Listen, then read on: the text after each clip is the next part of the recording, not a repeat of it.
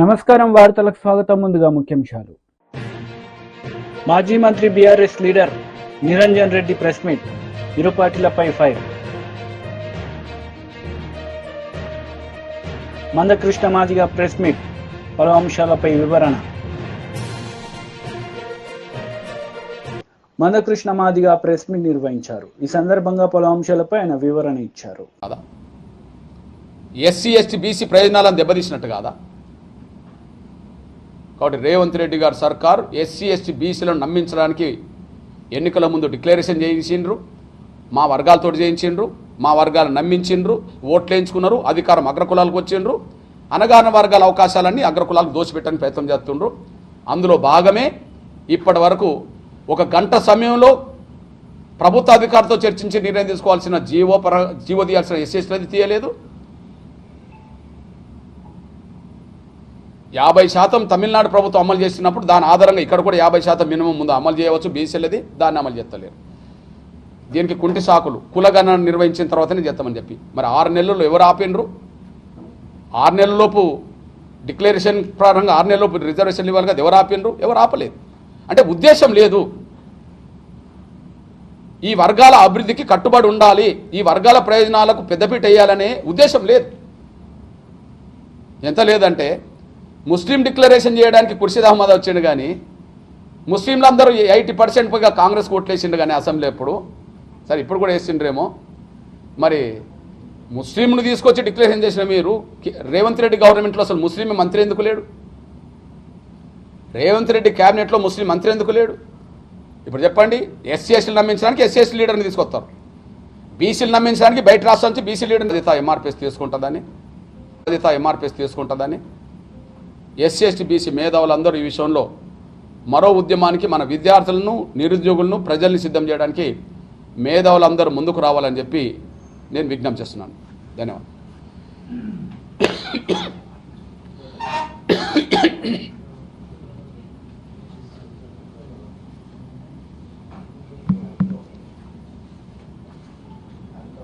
Thank you నా right. Siddaramaiah photo వచ్చిందో? >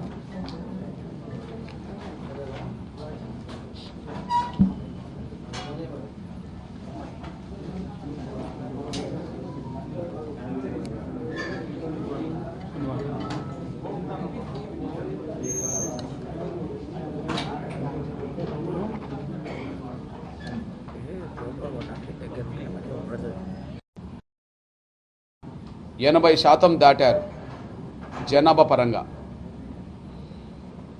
ఈ 80% దాటిన ఈ వర్గాలను నమ్మించి ఓట్లు వేయించుకున్నది కాంగ్రెస్. అధికారంలోకి వచ్చినాక ఈ 3 వర్గాలను ప్రధానంగా మోసం చేస్తున్నది.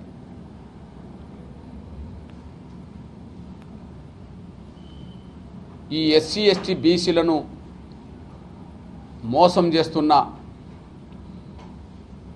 రేవంత్ రెడ్డి గారి సర్కారుకు వ్యతిరేకంగా ఎస్సీ ఎస్టీ బీసీలను ఏకం చేస్తాం, బలమైన ఉద్యమాన్ని నిర్మిస్తాం.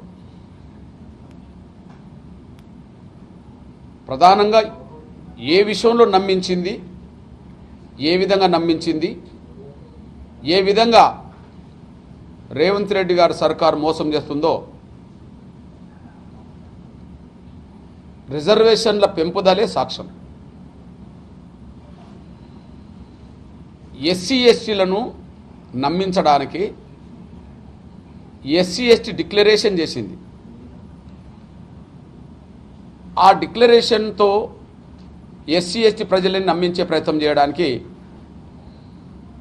సాక్షాత్తు కాంగ్రెస్ పార్టీ జాతీయ అధ్యక్షుడే దళిత వర్గం గనక మల్లికార్జున ఖర్గే గారిని చేవెళ్ళకు తీసుకొచ్చి ఎస్సీ ఎస్టీల రిజర్వేషన్లు పెంచుతామని చెప్పి డిక్లరేషన్ తన చేతుల మీద చేయించాడు. పిసిసి అధ్యక్షుడిగా రేవంత్ రెడ్డి గారు చేయకుండా ఈ వర్గాలు నమ్మాలంటే ఆ వర్గాల ప్రతినిధినే తీసుకురావాలని చెప్పి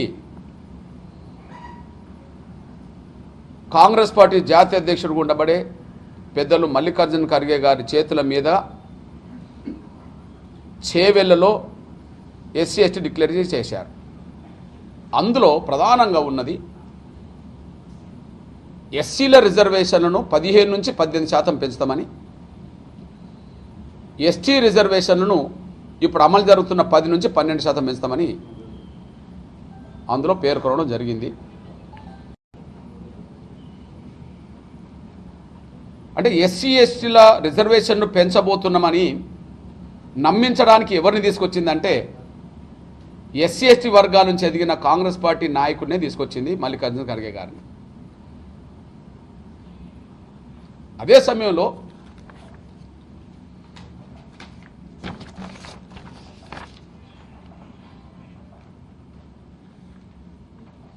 మల్లికార్జున ఖర్గే గారు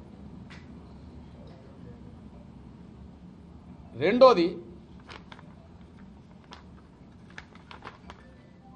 కులగణన చేసి 6 నెలలలోపే రిజర్వేషన్ను పెంచుతామని, కులగణన చేసి 6 నెలలలోపే రిజర్వేషన్ను పెంచుతామని బీజేపీ లీడర్ మీడియా సమావేశం నిర్వహించారు. ఈ సందర్భంగా పలు అంశాలపై ఆయన మాట్లాడారు. ఏ నాయకుడికి లేదు. మోదీ కావాలని దేశ ప్రజలు అనుకుంటున్నాడు. మన దేశ ప్రజలు కాదు, ప్రపంచవ్యాప్తంగా ఉన్నటువంటి అనేక మంది భారతీయులే కాకుండా ఇతర దేశాల అధినేతలు సైతం కూడా మోదీ దేశానికి ప్రధానమంత్రి అయితే ఈ యొక్క ప్రపంచానికి దిక్సూచిగా మాట్లాడేటువంటి ఆశాభావాన్ని కూడా వ్యక్తం చేస్తారు. తప్పకుండా భవిష్యత్తు ఉన్నది యువతకు. చలే మోడీ గారు యువతనే, మోడీ గారు ఉన్నంత యువత నీకు నాకేడుంది మేడం. ఈ స్థాయికి ఇది ఎంత ప్రమాదకరమైనది. ఇది దేశ భద్రతకు సంబంధించిన అంశాలు. ఈ రకంగా దేశ భద్రతకు మరి విఘాతం కలిగించే చర్యలకు పాల్పడ్డారు. దేశ ద్రోహులుగా పరిగణించాల్సిన వ్యక్తులను ఉపేక్షిస్తున్నదంటే ఎక్కడో మరి ఈ యొక్క మరి ఈ రెండు కాంగ్రెస్ లేదా టీఆర్ఎస్లో ఏదో రహస్య ఉడంబడిక జరిగినట్టుగా మేము భావిస్తాం. భారతీయ జనతా పార్టీ మొదటి నుంచి మేము స్పష్టంగా చెప్తూనే ఉన్నాం. కేసీఆర్ గారు మోదీ గారిని మరి విభేదిస్తూ వ్యతిరేకిస్తూ ఏ రకంగా అవసరమైతే డబ్బులు నేను ఖర్చు పెడతాను, నాకు ఆ యొక్క ప్రతిపక్ష మరి కన్వీనరు ఆ కూటమికి ఇస్తే అని చెప్పిన వ్యక్తి ఈరోజు ఇదంతా చూస్తుంటే రేవంత్ రెడ్డి గారు మిన్నకుండా ఉన్నారంటే హైకమాండ్ ఒత్తిడిల మేరకు లొంగిపోయారా, లేదా నువ్వు స్వయంగా బాధితుడు అయినప్పటికీ జైలు పోయినటువంటి నీవు కూడా ఉపేక్షిస్తున్నావంటే ఢిల్లీ పెద్దల ప్రమేయం ఉన్నట్టుగా వాళ్ళ పరిస్థితి. నేను మొదటి నుంచి చెప్పాను కూడా, ఈ ఎన్నికల తర్వాత ఖచ్చితంగా బీఆర్ఎస్ కాంగ్రెస్లో విలీనం కావడం ఖాయము, అదే లేదా ఆ కూటమిలో చేరడం ఖాయమని. అయినా ఇవాళ ఈ దర్యాప్తుల పేరు మీద దాన్ని జాప్యం చేస్తూ ఈ రకంగా ఫోన్ ట్యాపింగ్ విషయంలో కూడా చాలా మెతకగా వివరిస్తూ, విచిత్రం ఏంటంటే ఈ ఫామ్ హౌస్ ఎమ్మెల్యేల కొనుగోలు ఎపిసోడ్ అంతా కూడా మేము మొదటి నుంచి ఇది డ్రామా నాటకే ఫకీలో ఆనాడు ముఖ్యమంత్రి గారు మరి తన బిడ్డను కాపాడుకోవడానికి చేస్తున్న తతంగం అంటే ఆ రోజు ఎవరు కూడా నమ్మలేదు. ఇదే కాంగ్రెస్ పార్టీ బీఆర్ఎస్ బీజేపీ ఒకటి అనే నేరేటివ్ క్రియేట్ చేసి రాజకీయంగా లాభపడ్డ విషయం వాస్తవమే. కానీ ఇప్పుడు ఈ వాంగ్మూలంలో చాలా స్పష్టమవుతున్నది. ఎందుకంటే ఇది ఆ రోజు తన బిడ్డ కవిత ఏదైతే ఈ యొక్క మద్యం కుంభకోణంలో కూరుకుపోయిందో ఆ మద్యం కుంభకోణం నుంచి తప్పించడానికి చేసిన ప్రయత్నమే ఈ ఫోన్ ట్యాపింగ్. ఆ రకంగా ఢిల్లీ పెద్దలను బీజేపీ పెద్దలను ఇరికించి ఏదో రకంగా కవితను గట్టెక్కించడానికి చేసినటువంటి మరి కుట్రలు చర్యలని చెప్పి కూడా ఈ వాంగ్మూలంలో మరి బయటపడుతున్నది. వారు కేవలం ఫోన్ ట్యాపింగ్తో సరిపెట్టలేదు, బ్రౌజింగ్ హిస్టరీ, వాయిస్ కాల్స్ కూడా ట్రాక్ చేశారట, వాట్సాప్, సిగ్నల్, స్నాప్చాట్ కాల్స్ కూడా రికార్డ్ చేశారట. మరి ఇంత ఒక ప్రజాస్వామ్య వ్యవస్థలో వ్యక్తిగత స్వేచ్ఛను హరింపజేసే హక్కులు ఈ కేసీఆర్ ప్రభుత్వానికి ఎవరిచ్చారు? ఇంత దారుణమైన స్థితికి దిగజారిన దానికి ఇవాళ ఈ ప్రభుత్వం ఉపేక్షించడం ఏమాత్రం కూడా ఇది భావ్యం కాదు. ఎందుకంటే కేసీఆర్ ప్రభుత్వం పాల్పడింది సామాన్యమైన నేరం కాదు. ఇది ఇవాళ దేశ ద్రోహానికి సంబంధించిన అంశమైతే, దేశ భద్రతకు సంబంధించిన అంశమైతే, వ్యక్తిగత జీవితాలు కూడా ఏ రకంగా చొరబడి మరి ఆ నీచమైన స్థాయికి దిగజారినటువంటి మీద ఈరోజు ఎందుకు మరి ఈ యొక్క రేవంత్ రెడ్డి ప్రభుత్వం మరి ఉపేక్షిస్తున్నదో అందుకనే మేము భారతీయ జనతా పార్టీ చాలా స్పష్టంగా నీకు ఏమాత్రం చిత్తశుద్ధి ఉందా రేవంత్ రెడ్డి గారు నీ మీద ఒత్తిడి లేవని నీకు ఢిల్లీ పెద్దల నుంచి మరి భావించినట్టయితే వెంటనే ఈ దుర్మార్గమైనటువంటి ఈ దారుణమైనటువంటి ఘోరమైన చర్యలకు ఒడిగట్టినటువంటి ఆ యొక్క పాత్రదారులతో పాటు సూత్రధారులను కూడా అందులో ఖచ్చితంగా మీరు చర్యలు తీసుకోవాల్సిన అవసరం ఉంది. దానికి మరి వెంటనే సిబిఐ దర్యాప్తు ద్వారా నీళ్లకు నీళ్లు పాలకు పాలు తేల్చాల్సిన బాధ్యత మీ మీద తప్పితే లేనట్లయితే మరి ఈ యొక్క 10 జనపద్ ఆదేశాలకు అనుగుణంగా మరి లొంగిపోయినట్టయితే ఇవాళ బీఆర్ఎస్ పట్టిన గతే కాంగ్రెస్ పడుతుందని ఖచ్చితంగా మరి ప్రజలు ఈ ప్రభుత్వాన్ని మరి ప్రశ్నించే స్థాయి తిరగబడే స్థాయి కూడా వస్తుందని చెప్పి కూడా నేను హెచ్చరిస్తా ఉన్నాను. ఇప్పుడు చర్యలు తీసుకోవాలి కదా. ఇప్పుడు న్యాయపరమైన చర్యలు ఆ తప్పిదాన్ని ఏ చట్టం కింద వస్తుందో ఆ చట్టం కింద వాళ్ళు చర్యలు తీసుకోవాలి. టెలిఫోన్ యాక్ట్ దాని కిందకి వస్తుంది, ఆయన పైన చర్యలు తీసుకోవాలని అంటారు. కానీ సీఎం నిన్న చెప్పింది ఏంటంటే ఆఫ్ ద రికార్డ్ మీడియాతో మాట్లాడుతూ ఎలక్షన్ కోడ్ ఉంది, ఆ కేసుని ఇప్పుడు పరిశీలించలేదు, ఎలక్షన్ కోడ్ అయిపోయినాక ఆయన పర్సూట్ చేస్తానని చెప్పారు. ఎలక్షన్ కోడ్ రాకముందు ఏం చేసినారు? అప్పుడు అధికారుల మీద చర్యలు తీసుకున్నారు కదా. అప్పుడు ఎందుకు మీరు బయట పెట్టలేదు? అంటే ఎలక్షన్ దాకా వాళ్ళ సేవలు వాడుకున్నారా మీరు? బీఆర్ఎస్ సేవలు, బీఆర్ఎస్ మీకు అవసరం అనిపించిందా? ఇది అంతా కూడా ఒక కట్టు కదా. ఇదంతా కూడా రాజకీయమైనటువంటి మరి కుట్రలో భాగంగా కేవలం బీజేపీ ఎదిరించేదానికి అన్ని పార్టీలు ఓ గొడుగు కింద అవినీతి పార్టీలు ఈ చర్యలకు పాల్పడ్డ అందరూ కూడా ఏకమవుతున్నారు అని పదే పదే మోదీ గారు చెప్తా ఉంటే దాన్ని కొంతమంది తప్పుపట్టారు. ఇవాళ వాస్తవాలు వెలుగులోకి వస్తున్నాయి. ఇంత దారుణమైన ఘోరమైన పరిస్థితికి దిగజారంటే తెలంగాణను ఒక మాఫియా రాజ్యంగా మార్చేశారు. మరి ప్రజాస్వామ్యం గురించి మాట్లాడే రాహుల్ గాంధీ కానీ లేదా ఇవాళ రాజ్యాంగం గురించి మాట్లాడే కాంగ్రెస్ పార్టీ కానీ ఎందుకు ఇవాళ నోరు నిప్పటం లేదు? ఇంత ప్రజాస్వామ్యానికి విఘాతం కలిగించే చర్యలకు పాల్పడితే మరి ఇది రాజ్యాంగాన్ని ఇవాళ అవమానపరచడం కాదా? ఎందుకు కాంగ్రెస్ ఇవాళ కనీసం మాట్లాడటం లేదు? ఇవాళ ఎందుకు నోరు మెదటం లేదు? మన ఎన్నికల్లో కూడా ఈ అంశాన్ని ఎందుకు ప్రస్తావించలేదు కాంగ్రెస్ పార్టీ? రాహుల్ గాంధీ ఇన్నిసార్లు మరి తెలంగాణకు వచ్చాడు. మరి కేసీఆర్ యొక్క దురగాతల గురించి ఎందుకు వారు మాట్లాడకపోయారు? మరి రాహుల్ గాంధీ కానీ మల్లికార్జున ఖర్గే కానీ. కాబట్టి ఇదంతా కూడా చాలా స్పష్టంగా తెలంగాణ ప్రజలు అర్థం చేసుకోగలుగుతాం. కేసీఆర్తో కాంగ్రెస్ పార్టీ రాజీ పడుతున్న విషయాన్ని ఇవాళ చెప్పకనే చెప్తారు. బీఆర్ఎస్ లీడర్ మీడియా సమావేశం నిర్వహించారు. ఈ సందర్భంగా పలు అంశాలపై ఆయన మాట్లాడారు. ఏం మాటలు అవి? ముఖ్యమంత్రిగా ఉండి మాజీ ముఖ్యమంత్రి మీద మాట్లాడే మాటలేనా అవి?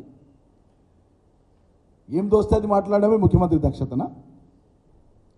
నియంత్రించుకొని నిగ్రహంగా మాట్లాడితే ఆ పదవికి వన్నె వస్తుంది. గుర్తుపెట్టుకోండి రేవంత్ రెడ్డి గారు.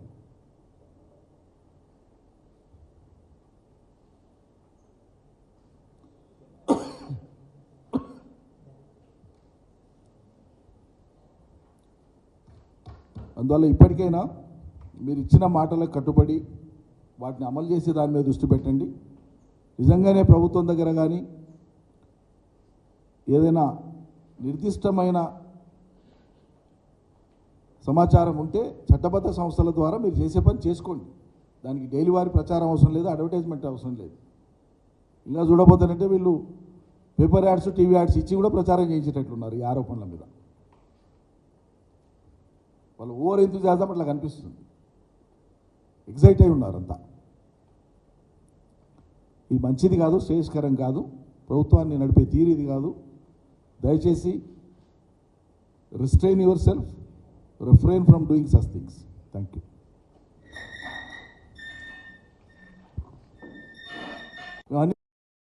అమలు చేసినా కదా ఇంకేడు ఉన్నాయన్నట్టు మాట్లాడతారు. చివరికి ఎన్నికల సందర్భంగా రాహుల్ గాంధీ వస్తే ఆయనతో కూడా చెప్పించినారు మహాలక్ష్మి పథకం కింద 2500 ముడుతున్నాయని. అంటే ఇంత బ్లఫ్ చేయడం, చేయని దాన్ని, అమలు చేయని దాన్ని, ప్రారంభించని దాన్ని కూడా ప్రారంభం అయిపోయినాయి, అమల్లో ఉన్నాయి, అన్నీ నెరవేర్చడం, ఏదో ఒకటో రెండో మిగిలిన అన్నీ అయిపోయినాయి అన్నట్లుగా టేక్ ఇట్ ఫర్ గ్రాంటెడ్గా తీసుకొని మాట్లాడడం అనేది అలవాటు అయిపోయింది. కాబట్టి వాళ్ళు ఇచ్చిన హామీలు అమలు కానటువంటి యొక్క ప్రతిఫలం లేదా దాని యొక్క రిఫ్లెక్షన్ ఏంటంటే ఇవాళ అన్ని వర్గాల ప్రజలు కూడా తీవ్రమైనటువంటి వ్యతిరేకత, అసంతృప్తిని కలిగి ఉన్నారు. ప్రధానంగా రైతాంగ ప్రజలు. కరెంటు కాడ వైఫల్యం ఈ సర్కార్ది, నీళ్ళు ఇచ్చే కాడ వైఫల్యం, చివరికి వాళ్ళు పండించిన పంట కొంటామని చెప్పి కొనకపోగా నానా ఇక్కట్లు రైతులు పడ్డారు, ధాన్యం దడిచిపోయింది, చాలా రకాల ఇబ్బందులు పడ్డారు.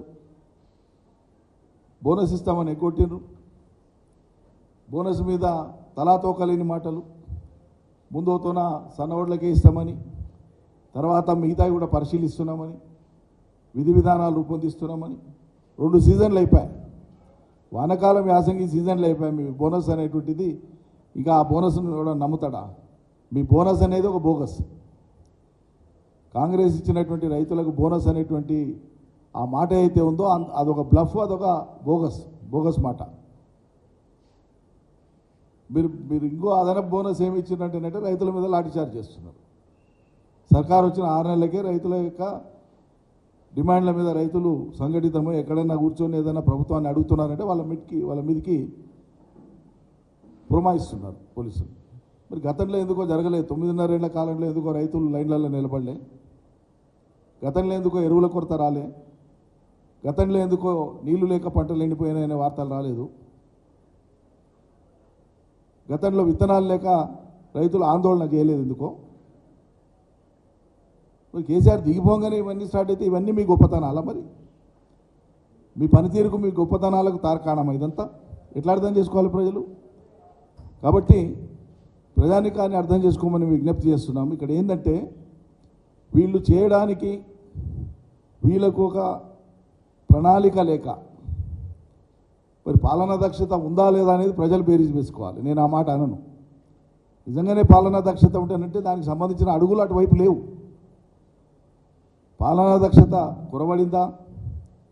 ప్రజలు విచక్షణతో ఆలోచించమని నేను కోరుతా ఉన్నా. ఈ కారణాల చేతనే వాళ్ళు ఏం చేయాలనో పాలుపోక వాళ్ళ వైఫల్యాలు తెర మీదకి వచ్చినప్పుడల్లా ఈ అసలు సినిమా వచ్చే కంటే ముందు న్యూస్ రీల్ అని వచ్చేది వెనుకటికి. అట్లా న్యూస్ రీల్ల టైప్లో కొన్ని లీకులు ఇవ్వడం, ఎప్పుడు బుద్ధి పుడితే అప్పుడు ఒక అంశాన్ని తెర మీద తీసుకురావడం. కొద్ది రోజులు కాళేశ్వరంతో నడిపేసింది. మొత్తం కాళేశ్వరం తెల్లారితే పొద్దుముక్తే కాళేశ్వరం కాళేశ్వరం కాళేశ్వరం ఇట్లా అయింది ఇట్లా అయింది ఇట్లా అయింది ఇట్లా అయింది. మిత్రులంతా చూసిండాలా, నిన్న మొన్న మెట్రో వాటర్ వర్క్స్ సంబంధించి కానీ హైదరాబాద్ నది ఏది మంచినీళ్ళ సమస్య మీద కానీ ఇతరత్ర చర్చ జరిగినప్పుడు ముఖ్యమంత్రి మాట్లాడినట్టు మీడియాలో వచ్చింది. ఏంటది?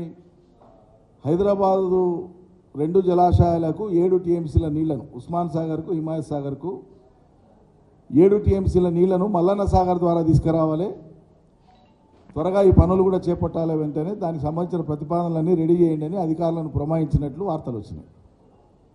అంటే ఈ నిలకడలేని పొంతనలేని దుందుడుకు వ్యవహారం ఎక్కడి దాకా వస్తుందంటే, పోయిన ప్రభుత్వం మీద ఏదో కక్ష తీసుకున్నట్లు మాట్లాడదాం, పోయిన ప్రభుత్వాన్ని బదనాం చేయడం అనేటువంటి ఒక దుగ్ధ తప్ప ఒక కన్సిస్టెన్సీ ఉంటే పాలకులకు తొందరపడకుండా ముందు దాన్ని ఆకలింపు చేసుకొని అర్థం చేసుకొని ఎట్లా పరిష్కారం చేయాలి ఏం చేయాలని మాట్లాడతారు ఎవరైనా. కానీ వీళ్ళు చేసింది ఏంది? రాగానే కాళేశ్వరం మీద ఏదో పెద్ద మేము బాంబే చేసినాము, ఇక కేసీఆర్ ప్రతిష్ట పోయింది, ఇక కేసీఆర్ అనేది చెల్లడు దీంతో అని చెప్పి పెద్దగా ఏందో బ్లాక్ చేసినాం అనుకున్నారు. మరి కాళేశ్వరం విఫల ప్రాజెక్ట్ అయితేనంటే నువ్వు మల్లన్న సాగర్కి నీళ్ళు ఎట్లా తెస్తావు, మల్లన్న సాగర్ నుంచి హైదరాబాద్ ఉస్మాన్ సాగర్ హిమాయత్ సాగర్కి నీళ్ళు ఎట్లా ఇస్తావు? Simple logic. ఇలా అదే కాళేశ్వరం నీళ్ళు గత అవుతున్నాయి కదా హైదరాబాద్ ప్రజలకు. మేము ఆనాడు చెప్తానంటే మీరు చులకన చేసి మాట్లాడుతుంది కదా.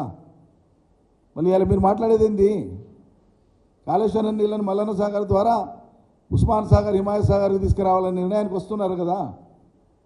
అంటే మీరు కాళేశ్వరం మీద మాట్లాడింది ఇది ఒక్కటే దృష్టాంతం కాదు, 100 దృష్టాంతాలు ఉన్నాయి. మీరు మాట్లాడింది అవగాహన లేనిది, కేవలం రాజకీయ దుగ్ధతో గత ప్రభుత్వాన్ని బదనాం చేయడానికి మాట్లాడినటువంటిది. టీడీపీ లీడర్ మీడియా సమావేశం నిర్వహించారు. ఈ సందర్భంగా పలు అంశాలపై ఆయన మాట్లాడారు. గెస్ట్ ఆఫీసర్ని పెట్టి ఆయన సంతకం పెట్టి స్టాంప్ వేసి ఆయన వివరాలు అందులో రాస్తాడు. ఎక్కడన్నా పొరపాటున స్టాంప్ వేయకపోయినా లేదంటే ఆయన డీటెయిల్స్ లేకపోయినా అది ఓటర్ తప్పు కాదు, అది ప్రభుత్వం బాధ్యత ఫెలిసిటేషన్ సెంటర్లో. కాబట్టి అటువంటి వాటిని రిజెక్ట్ చేయొద్దు. ఈ 2 కారణాల వలన పోస్టల్ బ్యాలెట్స్లో ఎక్కువ నష్టం జరుగుతుంది, కాబట్టి వీటి మీద మీరు క్లారిఫికేషన్ ఇవ్వాలి. ఉన్న రూల్ పొజిషన్ మీరు కౌంటింగ్ ఏజెంట్లందరికీ, కౌంటింగ్ ఆఫీసర్స్ అందరికీ తెలిసేటట్లు ఓ సర్క్యులర్ ఇవ్వండి అని చెప్పి అడిగాం. ఆయన పరిశీలిస్తా అన్నాడు. ఎలక్షన్ అయిపోయింది. అయిపోయిన తర్వాత 18వ తారీఖున మళ్ళీ మేము ఆ రోజున పలానా కాగితం ఇచ్చాము, దాని మీద ఇప్పుడు మీరు ఒక క్లారిఫికేషన్ ఇవ్వాలి, లేదంటే రేపు కౌంటింగ్లో ఇబ్బంది అవుతుంది, మరి ఎలక్షన్ అయిపోయింది కాబట్టి దీని మీద మీరు ఖచ్చితంగా ఒక నిర్ణయం తీసుకోవాలని చెప్పినప్పుడు నేను మీరు చెప్పిన రూల్ పొజిషన్ కూడా చదివాను, ఒక్కసారి అవసరమైతే ఢిల్లీ ఆఫీస్తో కూడా మాట్లాడి నేను దీన్ని క్లారిఫికేషన్ ఇస్తానని చెప్పి 25/5/2024 ఆయన క్లారిఫికేషన్ ఇవ్వడం జరిగింది. ఆయన క్లారిఫికేషన్లో ఏం చెప్పాడు, ఆయన కొత్తగా ఏం చెప్పలా. గవర్నమెంట్ ఆఫ్ ఇండియా అంటే సెంట్రల్ ఎలక్షన్ కమిషన్ ఇచ్చిన సర్క్యులర్లో పారా 3లో పార్ట్ 10లో ఉన్న అంశం ఏంటి, a postal ballot cannot be rejected merely on the ground that attesting officer has not put his seal on the declaration of in form 13A if the attesting officer has given all relevant details with regard to the name designation on that form అని రూల్లో ఉంది. అది అంటే ఏంటి, ఈ pressure of వర్క్లో ఇవాళ 5,04,97,000 postal ballots వచ్చినాయి service oats కాకుండా. కాబట్టి ఎక్కడున్న రష్ ఉన్న చోట కొన్ని చోట్ల పొద్దున్న సాయంత్రం దాకా ఈ ఎక్సర్సైజ్ జరిగింది.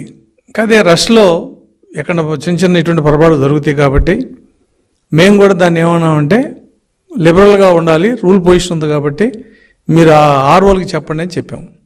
ఆయన ఏం చెప్పాడు, ఈ పొజిషన్ ఇలా ఉంది కాబట్టి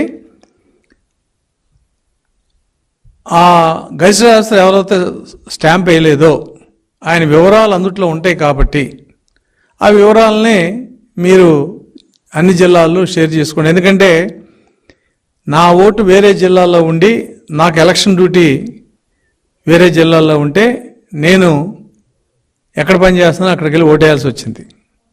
కాబట్టి ఆ ఓటు మళ్ళీ తిరిగి నేను ఓటు పనిచేసి జిల్లాకు రావాలంటే వాళ్ళు ఒక కలెక్షన్ సెంటర్ పెట్టుకున్నారు, అన్నీ పంచుకున్నారు. కాబట్టి అందరు ఆర్ఓలకి, ఈ రాష్ట్రంలో 175 మంది ఆర్ఓలకి కూడా ఈ డీటెయిల్స్ ఏ గెజిటెడ్ ఆఫీసర్ అటెస్ట్ చేశాడనేది పంపించండి అని చెప్పి ఆయన చెప్పాడు. అలాగే ఈ రూల్ పొజిషన్లో ఏదైతే ఉందో దాన్ని ఫాలో అవ్వండి అన్నాడు. రూల్ పొజిషన్లో ఏముంది, పొరపాటున ఎక్కడన్నా ఆయన సీల్ కానీ ఏమైనా వేయకపోతే అటువంటి వాటిని మీరు కన్సిడర్ చేయాల్సిందే అన్నాడు. రెండో అంశం ఏంటి, ఫాస్మెయిల్. ఫాస్మెయిల్ మీద రూల్ పొజిషన్ స్పెసిఫిక్గా ఉంది, దాన్ని మేము అడిగాం. రెండోది ఎలక్షన్ కమిషన్ రూల్స్లో ఏముంది, ఎవరైతే పోస్టల్ బ్యాలెట్స్కి ఆర్ఓగా ఉన్నారో ఆ ఆర్ఓ బ్యాలెట్స్ మీద ఫాస్మెయిల్ వేయాలి అని ఉంది. వేయకపోతే రిజెక్ట్ చేయమని ఎక్కడా లేదు. పోస్టల్ బ్యాలెట్స్ మీద కనుక ఫారం 13A కానీ 13B కానీ వీటి మీద ఓటర్ సంతకం లేకపోయినా, ప్రాపర్ అటెస్టేషన్ లేకపోయినా దాన్ని రిజెక్ట్ చేసే అవకాశం ఉంది తప్ప ఫాస్మెయిల్ లేకపోతే బ్యాలెట్ అని తీసేయమని ఎక్కడ లేదు. దానికి ఎలక్షన్ కమిషన్ ఏం చెప్పిందంటే ఆ బ్యాలెట్ సీరియల్ నెంబర్ని మీకు కౌంటర్ ఫైల్స్ వస్తాయి కాబట్టి దాంట్లో వెరిఫై చేసుకోండి, అది టాలీ అవుతే దాన్ని వ్యాలిడ్ బ్యాలెట్గా తీసుకోండి అని చెప్పి ఎలక్షన్ కమిషన్ స్పష్టంగా చెప్పడం జరిగింది. బీఆర్ఎస్ లీడర్ మీడియా సమావేశం నిర్వహించారు. ఈ సందర్భంగా పలు అంశాలపై ఆయన మాట్లాడారు. జాతీయ జెండా ఆవిష్కరణ, దాంతోపాటు మా పార్టీ బీఆర్ఎస్ పార్టీ జెండా ఆవిష్కరణ కూడా, జెండాను ఎగిరేయడం కూడా జరుగుతుంది. జాతీయ జెండాను ఎగిరేయడం, పార్టీ జెండాను ఎగిరడం కూడా జరుగుతుంది. దాని కొనసాగింపుగా బీఆర్ఎస్ పార్టీ అధ్యక్షులు కేసీఆర్ గారు 11 గంటలకు తెలంగాణలోని అన్ని జిల్లాల నుంచి వచ్చినటువంటి మా పార్టీ నాయకుల చేత ఉద్యమ సందర్భంగా జరిగినటువంటి అనేక ఘట్టాలు, దాంతోపాటు 10 సంవత్సరాలు జరిగినటువంటి అభివృద్ధి విషయంలో కూడా ఒక సభ నిర్వహించడం జరుగుతుంది. దాని కొనసాగింపుగా దాంట్లో భాగంగానే పక్కనే ఉన్నటువంటి కళింగ ఫంక్షన్ హాల్లో తెలంగాణ ఉద్యమ యాదికి సంబంధించినటువంటి ఫోటో ఎగ్జిబిషన్ కూడా నిర్వహించడం జరుగుతుంది. వీటితో పాటు మేము 3 రోజుల ఉత్సవాలు జరుపుకుంటా ఉన్నాం కాబట్టి ముగింపుగా 3వ రోజు ప్రతి జిల్లాలో జిల్లా పార్టీ ఆఫీసుల్లో మా జిల్లా పార్టీ అధ్యక్షులు జాతీయ జెండాని ఎగిరేయడం, అదేవిధంగా పార్టీ జెండాను కూడా ఎగిరేయడంతో పాటు ఆ రోజు ఆయా ప్రాంతాల్లో ఉండేటువంటి ఆసుపత్రుల్లో పండ్ల పంపకం కావచ్చు, రోగులకు అక్కడ ఉన్నటువంటి పరిస్థితులలో సహకారం చేయడం కావచ్చు, ఈ విధంగా మా పార్టీ నాయకులందరూ కూడా ఆ కార్యక్రమంలో పాల్గొంటారు. మరి తెలంగాణ ఉద్యమం జరిగినటువంటి సందర్భంలో తెలంగాణను కాంక్షించినటువంటి, తెలంగాణ రావాలని బలంగా కోరుకున్నటువంటి ఉద్యమ సంస్థ, ఉద్యమ నాయకులు ఒకవైపు 3 రోజుల ఉత్సవాలు నిర్వహిస్తూ ఉంటే, ఉత్సవాలు జరుపుకుంటుంటే, ఇవాళ ఈ ప్రభుత్వం దుర్మార్గంగా అనేక కార్యక్రమాలకు, అనేక దుర్మార్గమైనటువంటి ఆలోచనలకు తెర లేపడం అనేటువంటిది బీఆర్ఎస్ పార్టీ తీవ్రంగా ఖండిస్తూ ఉన్నది.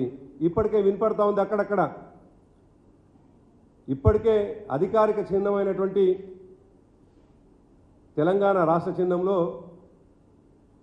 ఉన్నటువంటి వాటిని అన్నింటినీ కూడా తీసేస్తాం అని చెప్పేసి ప్రకటన రావడం అనేటువంటిది చాలా దురదృష్టకరం.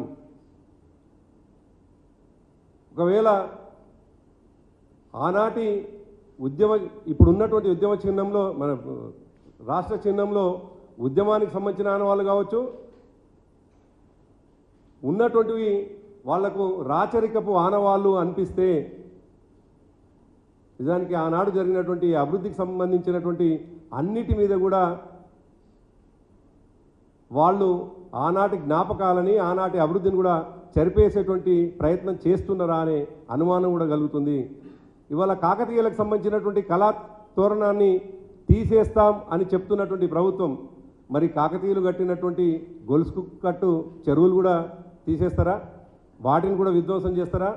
ఆనాడు నిర్మాణం చేసినటువంటి దేవాలయాలు, అనేక దేవాలయాలు ఉన్నాయి, వాటిని కూడా ధ్వంసం చేస్తారా? అదేవిధంగా అసఫ్జాయిల కాలం కావచ్చు. వార్తలు ముగించే ముందు ముఖ్యాంశాలు మరోసారి. మాజీ మంత్రి BRS leader Niranjan Reddy press meet, ఇరు పార్టీలపై fire. Mandakrishna Madiga press meet, పలు అంశాలపై వివరణ.